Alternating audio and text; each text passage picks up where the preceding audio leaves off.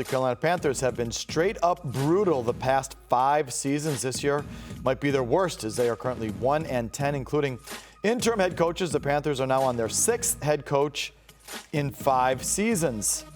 Now, Ben Volin of the Boston Globe wrote the following. So there's another team that joined the conversation and needs to be taken seriously regarding Bill Belichick and his next destination. The Panthers are on the prowl after firing Coach Frank Reich, and Belichick makes sense for all the kinds of reasons. This isn't just my opinion. This is based on conversations with league sources who know the coaching market and know Belichick.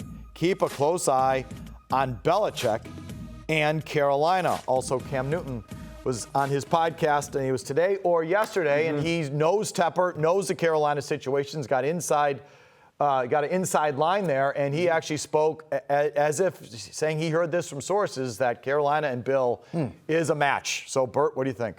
I think it's interesting. I'm not sure that it's the best match based on the temperament of the two guys. I think you got to listen to what Tepper said in his press conference the other day, which is, I would like to hire somebody for the next 20 to 30 years. That's what he intended to do last year. He really had stars in his eyes for the Lions offensive coordinator, Ben Johnson. And what ended up happening, Ben Johnson pulls his name out, he resets his coaching search, and then he went back to go get the older guy because he just had a positive experience with Steve Wilkes. So it was can I find an experienced guy and marry that with the quarterback thing? That's how he came up with Frank Reich. I think it's more likely that he circles back to his initial thought last year, which was to hire his own guy, go and find a young guy. He, of course, was a minority owner with the Steelers, where they've always hired young. But I wouldn't rule this out because it is something that will give him some credibility. And if the criticism over the next 4 or 5 weeks gets to him, you could certainly see where he could say, "Oh, the hell with it! I'm going to go hire somebody who's going to bring credibility to the organization." Yeah, I don't think David Tepper has the patience for a young guy, an unproven guy. I think Bill Belichick, in the short term, would really work for him, and especially if it's Belichick and let's say you can get Belichick and. Tell me if this sounds familiar. Belichick and Gerard Mayo waiting in the wings or something like that. But the reason I don't love Carolina for Belichick is they've got a lot of great pieces on defense. They've got a short Alabama quarterback on offense. They have no wide receivers, really. Does this sound familiar? They have pieces on defense.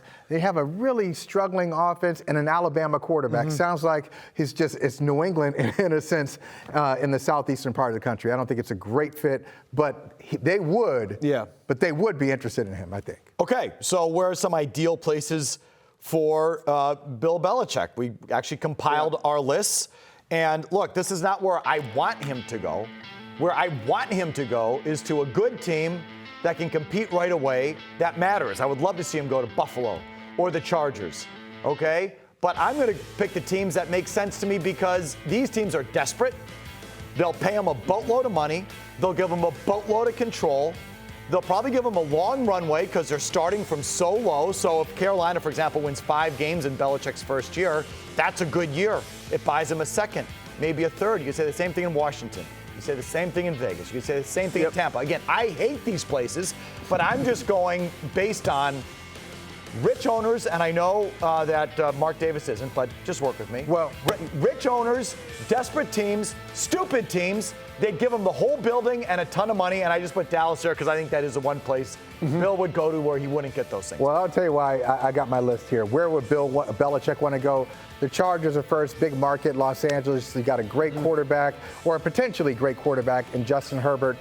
Staley is supposed to be a defensive coach, but the defense doesn't connect with him.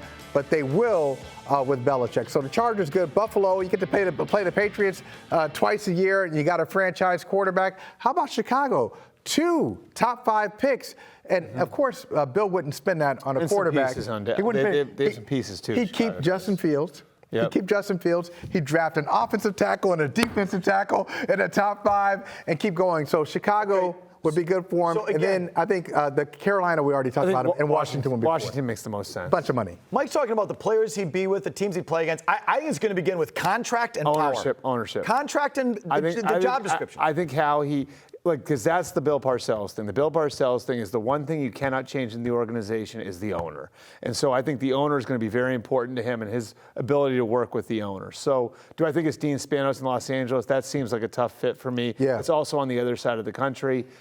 Washington makes some sense just because there's the connection there. And like Josh Harris If you look at what he did with the Sixers, he hired somebody in Daryl Morey to try to give the organization credibility. He struggled with a younger guy earlier in his career with Sam Hinkie. I just look at this, and I think Washington has some pieces. It's local for him. I think it's a historic franchise, even though it doesn't have the same name. Money control, Bert. Start with that. Money. Why wouldn't Washington? No, yeah, he would. It's one of the wealthiest owners in the league. I know, but what I'm telling you is slate. the fact that it's close to Annapolis. Sorry, it's money control. would he go to Annapolis if they gave him would he go to Washington just because it's close to Annapolis? But I just think it's a bad contract and no control. Yeah. Contract control. The other team that makes some sense to me, which would be juicy as hell, is Tampa. Because Tampa has shown that ownership group has shown the willingness to do this sort of thing. Exactly. In the past. They have a team that's probably in the back nine. With that roster, it's like we need to win right now. And if they can get the quarterback position right, maybe Bill likes Baker Mayfield. We know he looked at him 5 years ago. And he can go to the place where Brady won. Well, and if he can win there, maybe he evens the score a little bit. I think Tampa does make some sense. But do you think all of these places are, money and control? And he has, by the way, he has experience, but he did work with he employed their general manager too. Well, Bert and Mike, don't you think money and control is inherent in all of this? Because if you've got a market, then these teams are now competing for your services with the Patriots. I think. If you have a trade, we're talking about a trade here, right? I think there's going to be competition for him. Okay, there's competition for him. I can say that because you got to give him money. You got to give him control. Somebody who's really well informed. Well, if he has that in Buffalo or the Chargers, then that's where he should go. I talked to somebody who's really informed with this, who said there are two guys in this market that are assured of getting job offers. Ben Johnson, Bill Belichick. Those are the two. I think money and control will come if there's competition for you. Okay. Right? And thanks for saying. Can I say this real quick? Thanks for saying that, because when I say that Belichick will have a market, people look at me like I got 13 Bill heads. Belichick. It's right, exactly. It's Bill Belichick. I know some people are surprised here. Look, some of the old, washed-up free agents have a market with a big name. It happens. He'll have a market. But he's going to have a big market. I think he's going to have a pretty competitive market. At the end of the day, we can talk about the drawbacks. It's still it's Bill Belichick versus Mike Kafka. It's Bill. That's what we're talking about. Okay, Bert, let's get back to this other thing. And it hits on brushes up against what we talked about before, Belichick not doing his job. Yesterday, Belichick talked about the drafting of Mac Jones 3 years ago. Here's that answer out from the podium. This is Bill Belichick from the podium. To clarify, because that seems open to interpretation, was it your decision to select Mac Jones in the 2021 draft? Collectively, yeah, we were all for that. Okay, it's the second time he answered that question that day. EEI was the first, and it was the same type of answer. Bert, your thoughts? Why can't he say it? Seriously, he knows what he's doing, right? And I take this back to the J.C. Jackson thing a couple weeks ago. I thought that was chicken bleep too. To leak that out right after his press conference when they were going to Germany and he wasn't going to speak again for another 2 days when he was going to be in front of the German press, right? And leave everyone else in that locker room to answer for that jackass, right? For a guy that he personally brought back. It was his action that brought the guy back, and the guy was exactly what he'd been before in New England and in Los Angeles. All the other players had to answer for that. And then 2 weeks later, right? 2 weeks later, they're 2-9. They're on the ropes. The young quarterback is on the ropes. His career is on the line right now. If you're a rank and file player in that locker room, right, and you're looking to Bill Belichick for leadership, and all he has to say, he doesn't even need to take personal accountability for the pick. He can just say, hey, look, the buck stops with me. I have final say over all football matters. Yes, every pick is mine. He says that it's not a story, but he has to add these qualifiers. He's putting Mac Jones in a terrible spot, and he's also putting the rest of the locker room in a spot where they have to answer for these sorts of things. If you're somebody in that locker room, do you look at that and say that's good leadership in a bad situation? Well, we can't have it both ways, though, right? Is it true? Is it true? I want him to be honest. If you want him to be honest, then that was the honest answer, but it's not a leadership answer. But listen, I do think that there's a way to handle these sorts of situations. And again, if we're talking about what's best for his football team, which is what he always talks about, what's best for his football team right now is not to go in there and say it would give qualifiers to what that pick was, right? He knows what he's doing. He knows what sort of story that is. Who does that answer serve? So you want him to lie? But you want him to lie then? Michael, who does that answer? Well, he would never do that now. No, I'm not saying. Listen, Michael. No. Hold on. Wait. Let's be clear. I'm not saying this is he's an altruistic, he's a great individual. This has nothing to do with what I'm saying to Bert is you want him to lie. Not that he's above it, I always but want, you for want my that's what you purposes, want. I always want honesty. Well, maybe here's my I question. keep hearing Here's that my question. he didn't draft. That he was forced to draft Mac Jones. From a practical standpoint, who does that answer serve? That answer serves one person, right? Sure. That answer only serves one person. Say it serves him.